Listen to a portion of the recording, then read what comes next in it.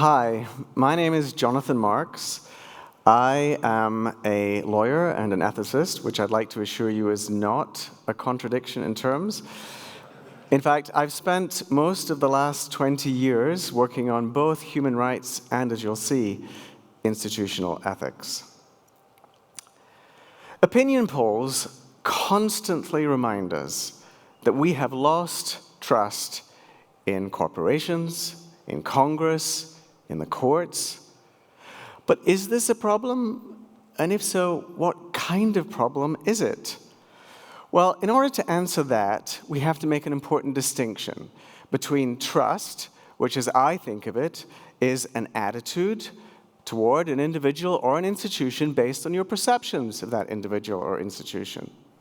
Whereas trustworthiness is an attribute or a property of that individual or institution. Why does this matter?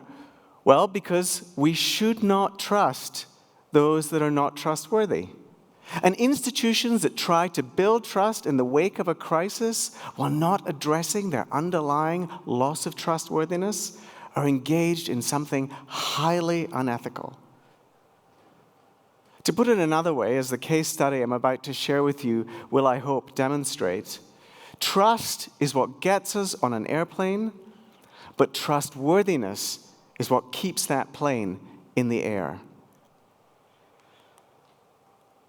In October 2018, a Lion Air flight left Jakarta, and 13 minutes later it crashed into the Java Sea, killing all 189 passengers and crew.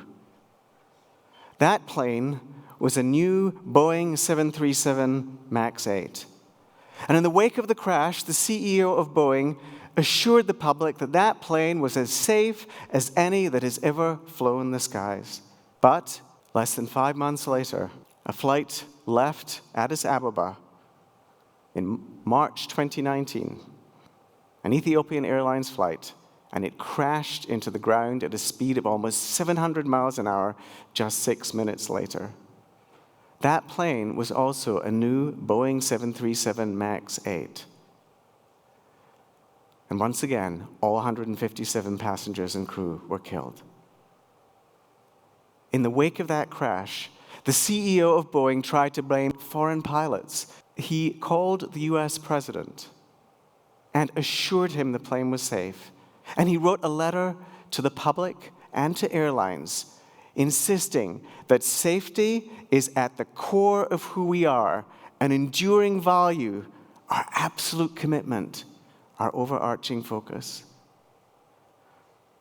What Boeing was doing here was using tactics which come from what I call the Crisis Playbook. Among the tactics in that playbook, deny that you have a problem. Well, that's difficult to do when 2 airplanes fall out of the sky. So next, cast doubt that it's your products or practices that are causing harm, and deflect blame and responsibility onto others, hence the foreign pilots. And when that doesn't work, localize or minimize the problem. It's just a problem with software, Boeing said. And then frame yourself as part of the solution. We know how to fix that. So how did this strategy work out for Boeing? Well, in the wake of this crisis, the planes were grounded for 20 months. The CEO was fired. The company had to settle lawsuits brought by the Department of Justice, the Securities and Exchange Commission, even shareholders. And there is still a fraud trial pending over the company.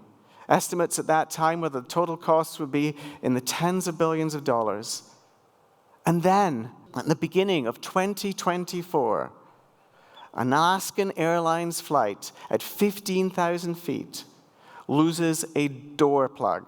Just to be clear, this is a piece of metal the size of an airplane door, which blew off, thankfully did not damage the plane as it flew off, and thankfully did not kill anyone when it landed on the ground. But it certainly traumatized the passengers on board that plane. Boeing's new CEO, in the wake of that incident, said that it was, quote, a quality escape. But there were reports of loose bolts on many other planes, rags and tools left in the fuel tanks of planes, Most recently, holes misdrilled, drilled in the wrong places of the fuselage of 50 737 MAX planes, among many other things. When one animal gets out of the zoo, that is an escape.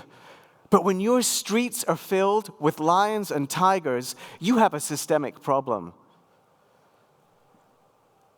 In order to understand the particular systemic problem with this company, we can look to the history of the company, and that's told by a congressional report resulting from an investigation in 2020. And that report reminds us that William Boeing, who founded the firm in 1916, was a stickler for accuracy, for facts, and for quality. When he found some improperly cut wooden boards on the floor, he walked all over them until they broke. And he insisted, "I would rather close down shop than send out inferior work." And that was the engineering excellence ethos that held sway at that corporation for the better part of a century, until 1997, when they merged with McDonnell Douglas. And the CEO of McDonnell Douglas became the new president and CEO of Boeing, and he set about changing the culture. In fact, he told the Chicago Tribune that when people say, "I changed the culture of Boeing," that was the intent. So it's run like a business rather than a great engineering firm. And that was the new ethos that held sway during the development of the 737 MAX series of planes. The company outsourced the manufacturing of parts and then put pressure on its suppliers to cut costs. There was a system on board that plane to prevent it from stalling. The system would take information from one sensor, and if it warned the angle of attack was too steep, the plane would force its nose down. But if that one sensor malfunctioned, the result could be catastrophic, as indeed a test pilot warned Boeing. What did the company do? Instead of augmenting the system so it relied on data from 2 or even 3 sensors in the case of a malfunction, it simply took all reference to that system out of their manual. When those Lion Air pilots were confronted with a cacophony of flashing lights, alarms, a vibrating control stick, desperately trying to pull the nose of the plane back up, they were engaged in a futile struggle not only with their own plane, but with a computer system of which they were completely unaware. How could this have happened? Well, Boeing downplayed the significance of that system to the regulator, the Federal Aviation Authority, because it knew if the regulator fully understood what the system was, they would have required simulator training, and that costs money. In fact, Boeing had promised Southwest Airlines alone that it would give them $1 million back per plane that they purchased in the event that simulator training was required. So their total exposure was between $200 and $400 million. And yet, at the same time as Boeing was seeking to cut costs in this and many other ways, it was giving tens of billions of dollars back to shareholders in share buyback schemes and dividends. So the crisis at Boeing began not when those planes crashed, but when a culture of cost-cutting, relentless profit-seeking, and maximizing returns for shareholders took over at that company. Indeed, just a few months before the first crash, a senior plant supervisor at the Boeing 737 factory wrote to his boss and said he had quality and safety concerns. He said, "All my internal warning bells are going off. For the first time in my life, I'm afraid to say, I'm hesitant about putting my family on a Boeing airplane." But the company did not heed the repeated warnings this employee gave. And so, in the wake of the crashes, when the CEO tried to assure us that the planes were safe, what he was essentially doing was trying to build trust.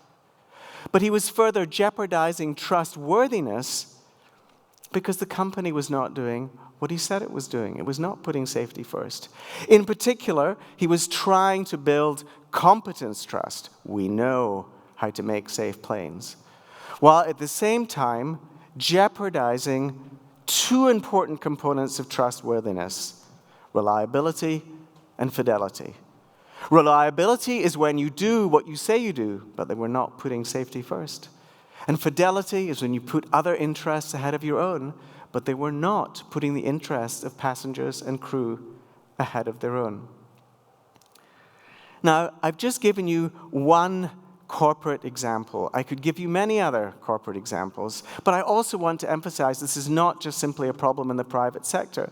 Think about government. When we first saw photographs of the abuse of detainees at Abu Ghraib in Iraq in 2004, the White House told us this is just a few American troops.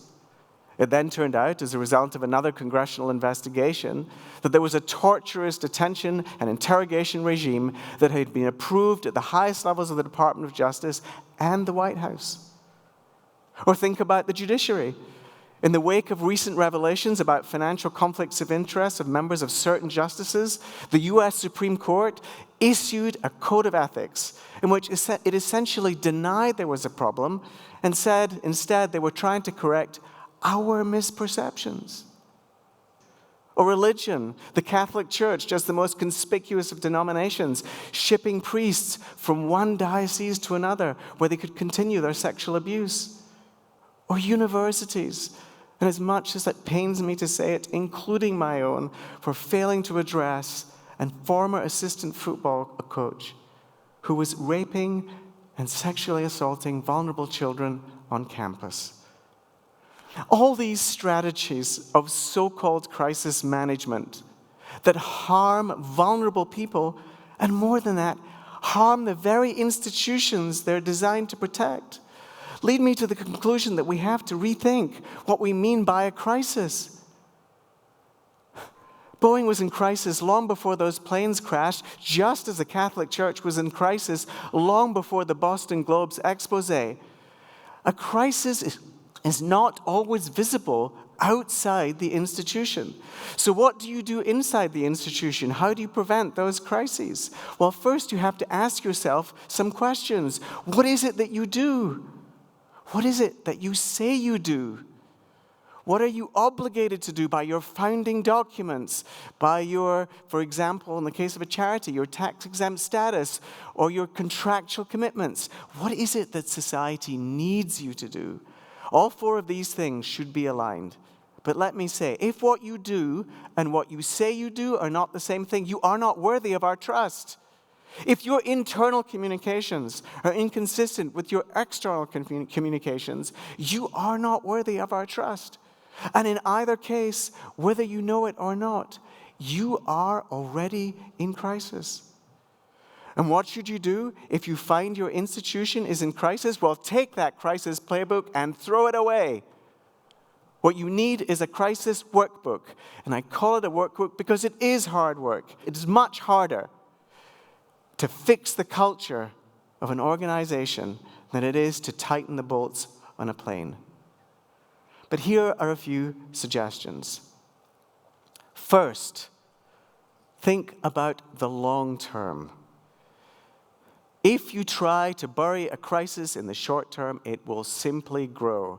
And indeed, short-term thinking is what creates or exacerbates crises in the first place, whether it's putting a clock in your boardroom to count down to your first test flight of your new plane, or rushing to get planes off the factory floor, or focusing on quarterly returns. All of this is corrosive. Then acknowledge the problem before the problem becomes utterly undeniable, and take responsibility for that problem. And then begin with internal reforms, not external appearances. That congressional report in 2020 concluded that Boeing needs to, quote, restore its reputation as a company squarely focused on quality and safety. No, it needs to become such a company. And finally, when you are, especially when you are rightly distrusted, you are going to have to verify what you say and what you do, and that must be done by independent bodies. So I've spoken to you mainly now as leaders of institutions, But I should add, I think there are opportunities for ethical leadership at all levels within an institution. And I want to speak particularly to employees. If you see something at your institution that is unethical, especially when it might harm vulnerable people, report to your boss. But if that gets nowhere, report out. Whistleblowing often comes at serious professional and sometimes personal costs, but sometimes it is the ethical thing to do. As consumers, the next time a company asks you to trust them, ask them if they're worthy of your trust. And as voters, this is not just a case of a failed company. It's a case about a failed regulatory system. So the next time a political candidate promises to cut so-called red tape, regulation, look and see which corporations are making contributions to their political campaign and think twice before you vote for them. And finally, to all of us, whoever we are, wherever we are, let's stop talking about trust and let's start building institutions that are worthy of our trust. Thank you.